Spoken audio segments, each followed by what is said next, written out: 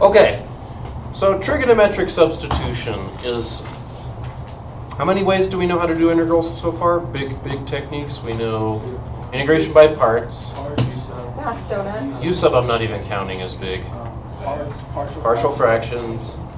Trig, identities. Identities, does that even count? Nah.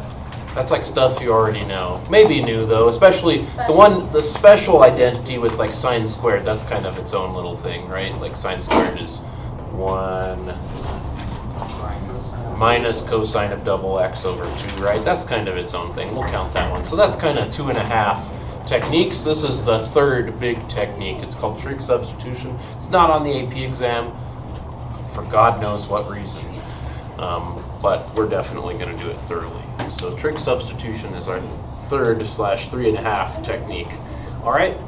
So this integral is one I think you couldn't do with any existing technique that you know. But you should look at it and be like, I've kind of done integrals that are pretty similar to it before, right?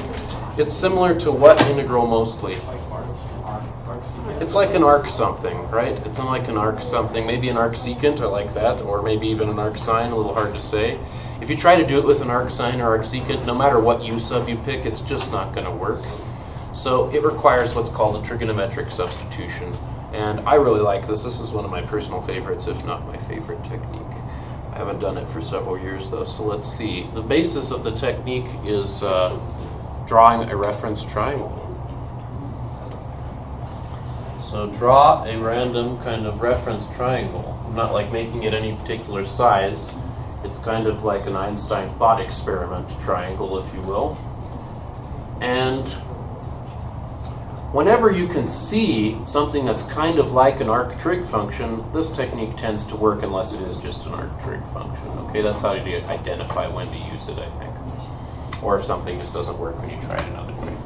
So the question is, how do we label this triangle? Well, you look at your integral and you look at the part that's triangle-y. I know that's really technical jargon for you guys, but what part of that integral is triangle-y? 9 minus x squared. That part, yes. And now we make an angle in our triangle, like let's call it theta, because we're used to theta. It's probably comfy cozy for us by now. And now we label one of the sides of our triangle as the thing Katie just told me, square root of 9 minus x squared. The question is, which side? Because it's going to work on only one of them, or maybe two of them, but not all of them. If you make it the hypotenuse, I don't know, because remember, this is, you pick based on Pythagoras, right? Pythagoras goes like this, a squared plus b squared equals c squared, something like that, right? So if you're solving for, this is the hypotenuse, right? Then wouldn't it be like that?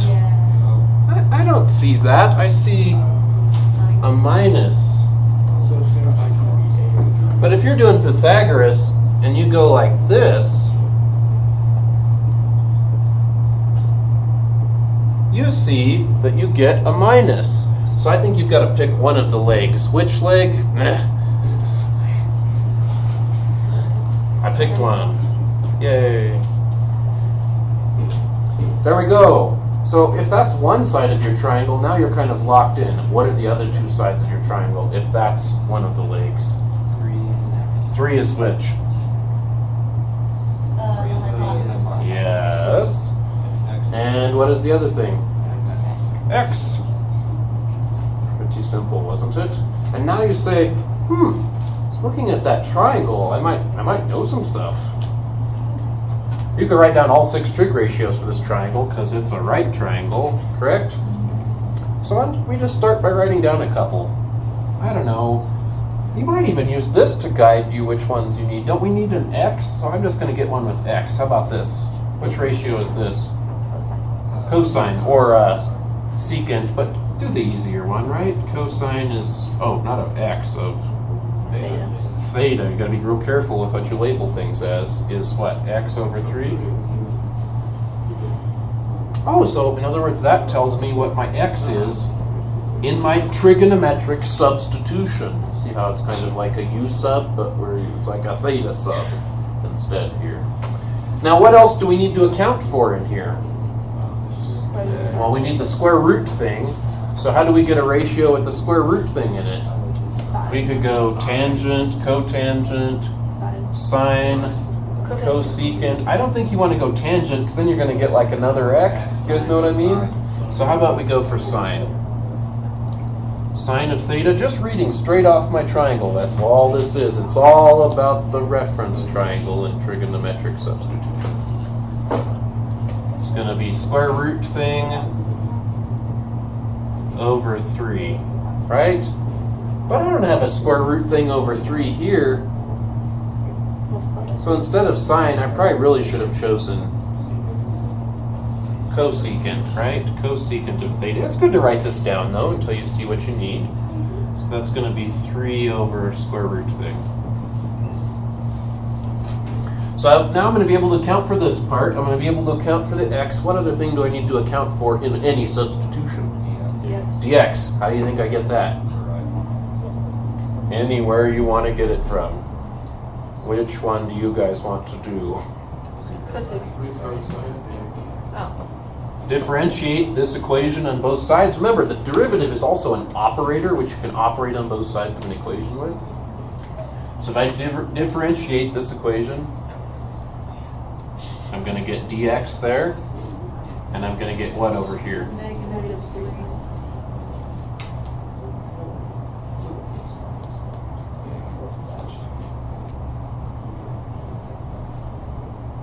Right?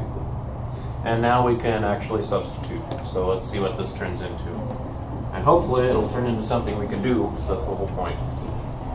So dx is going to be negative 3 sine theta, the way we have it written. And remember, you might be different than the textbook or your friend based on whether you picked this as this side or this side. You might be having some things that are different. That's okay. So that's negative 3 sine theta, x, what am I going to put here? So 9 cosine squared theta, right? And then this part, the 1 over stuff, well, I really need to go like this, don't I? So now I'm going to have times cosecant of theta over 3. Can you get rid of the 3's? Yes, so a lot of the time you'll have stuff cancel at the next step. You're hoping for that, otherwise it might be a hard trig integral still. So usually you'll get stuff that cancels out pretty nicely. What cancels here? The 3's, Katie said? She's right. The signs cancel. What do you mean the signs cancel? I only see one, Derek. 1 over sine. Cosecant is 1 over sine times sine. Those are gone as well. So what do we have left? Let's write out what's left. I'm going to get rid of some of it. Well, I don't want to get rid of it yet because I might need it. So I'm going to say this is equal to the integral of negative, oh, should we bring the negative 1/9 out in front? And what's 1 over cosine? I hope we all know that one. Hey, now this is looking like an integral that you guys just did. In fact, the easiest integral you just did, because the integral of secant squared is tangent. Very good. So this is negative 1/9 the tangent of theta plus c, which is negative 1/9 the tangent of what? So how do you get theta?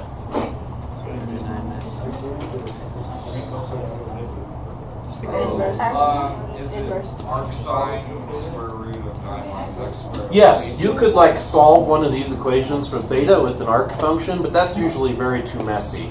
You won't see this expressed in the book that way. Couldn't you just like plug back in? Tangent of theta, right? Plug back into your triangle. Tangent of what theta? I said no. That theta. Try that. So what is it?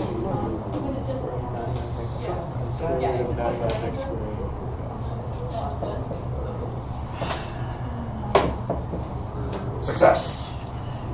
So Derek's way of doing it wasn't wrong, except whatever you were going to say, the arc sine of blah, blah, blah, would be that. And that I showed you how to do last year. We really worked on it. Why? Because of now. That's why you guys were able to get it without going. So let's look at a couple other examples. That's trig sub. Good times. I like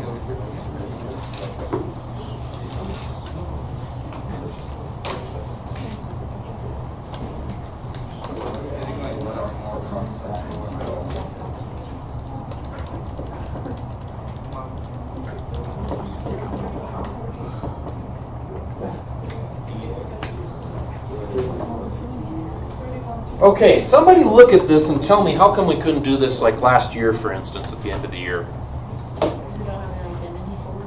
But like it looks really similar to things we could do at the end of the year last year. What would make this into a problem that we could have done last year or we could have done at the beginning of this year for sure? Is if that plus was a minus, because then this would probably be like some kind of arc sine thing, you guys know what I'm saying? But since it's a plus, this is a totally different ball game. In fact, you have to do it with a trig sub or some other technique that's more advanced. So trig sub is the way to go. So can you guys help me with my reference triangle this time? Say theta again. That's C. You guys hear what Derek said? He said that's C. Do you know what he means? I know what he means. He means that square root thing is the C. In other words, the hypotenuse. Because it's plus. Yes, very good. Once you've got your reference triangle down, if you're a little shaky on it, like do Pythagoras with it and it should like work. Otherwise it's a triangle that doesn't exist and it doesn't work. So, these two sides then. 2x and 1. Very good. Does it really matter which side is which? Not really.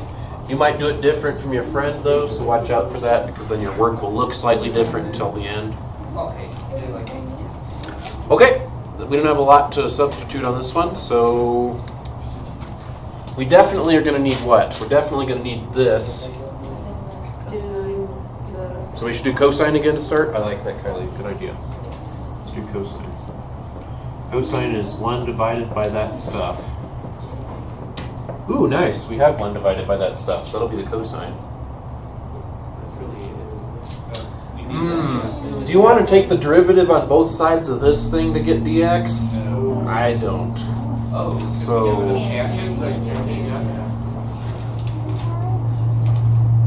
see, in the textbook, and a lot of people teach trig sub non-organically. Notice we're picking based on what we want to do. That's organic versus some kind of memory scheme. And that's really easy to differentiate, right? What do you get? 2 dx. Secant squared, remember, implicit, d theta. And now I think we probably have enough. If we don't, we'll come back and get what we need. So we're going to say, all right. I want the 2 on the other side, right?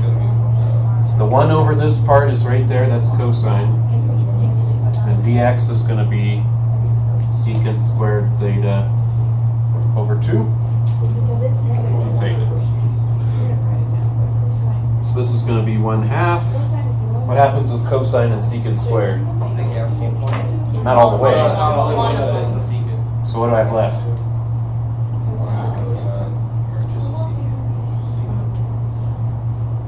Right?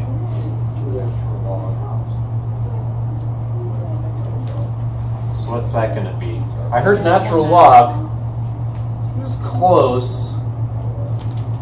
I think really you want to think about this as this. Because that's one of our handy identities. Because that's one of those memory-based things, which I showed you how to do with a crazy clever conjugate. It's crazy clever, hard to remember how to do it. So this is the ln of secant plus tangent. it's the ln of secant plus tangent. You've got it. That's one of the hardest ones for me to remember. If I didn't teach calculus every couple of years or every year, I'd forget it. You'll forget it, but you'll see it again and be like, oh yeah, the thing.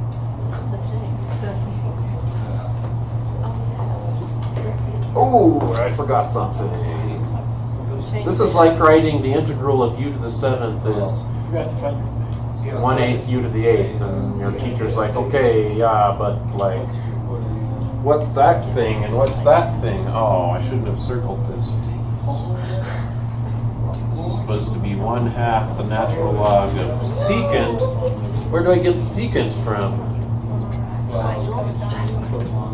Or look at your triangle. Really, just look at your triangle. Come on. That's just going to be this, right? Over 1. And tangent is going to be, well, we had that one.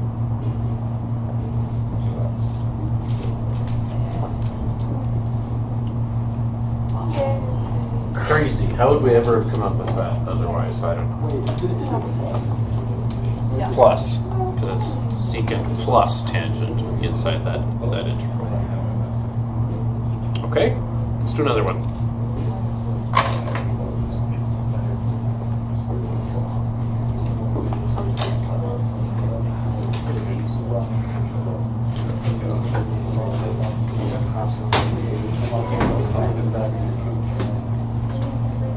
See, that's what he's fast. Why you can solve it when you're over there. That's the tangent. That's Okay,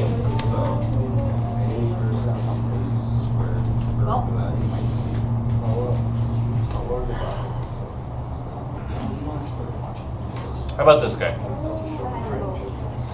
This guy, you might be like, but Mr. McGee, it doesn't look like a trig thing. There's still a square root. It's But Kylie, there's still a square root. That's the key. A lot of people wouldn't recognize that. There's still a square root. What's she mean? What's square well, root? the 1/2. It's just basically times 1/2. This really you can think about as this, right?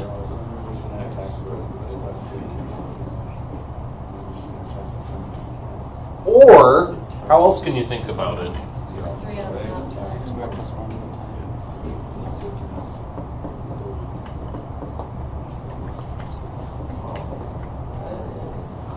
That's the best way to think about it. Because you've got one of them and 1/2 of them, and everybody knows that 1 plus 1/2 is 3/2.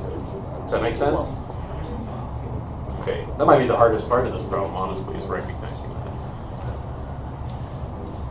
Okay, so, trig sub time, triangle.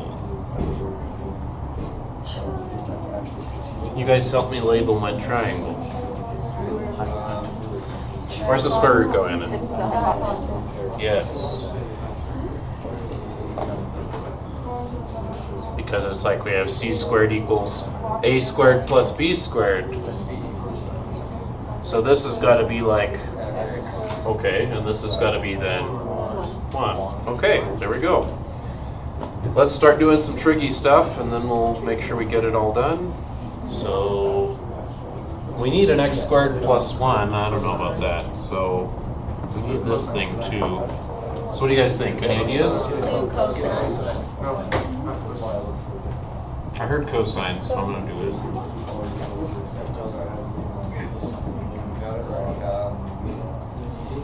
I do see that. Then we also have like an x, so maybe we need to do that one as well. We could, right? Right tangent's a good choice there. That's just going to be x, right? This guy's definitely a good choice to obtain what? The derivative, yep. Derivative of tangent is secant squared d theta. Be real careful when you're doing this to use your notation properly. Is that enough? It might be, I think.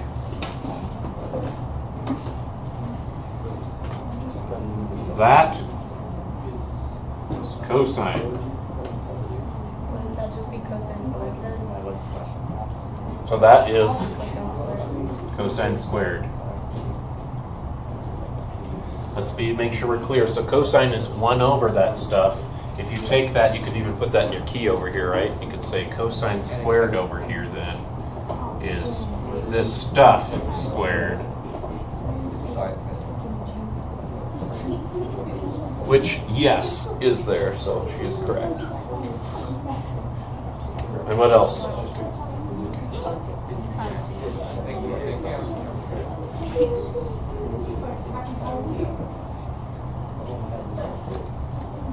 See what's left? And sometimes on these problems you're going to get integrals which you have to use partial fractions. I doubt that. But you might have to use integration by parts. You might have to use a clever trig identity to do what you get left here. So far that doesn't happen with us, but just so far. We have to do it this time. It's just comes through the secant. Nope.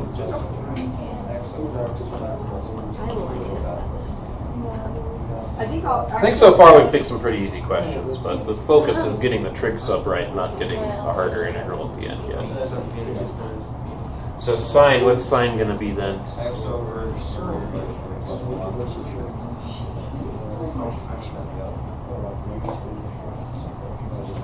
There we go.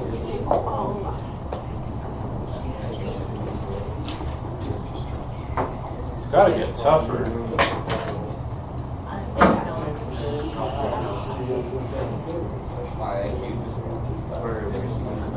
I don't think it does. So I think we'll leave off there for today. I'll see you next time for more examples.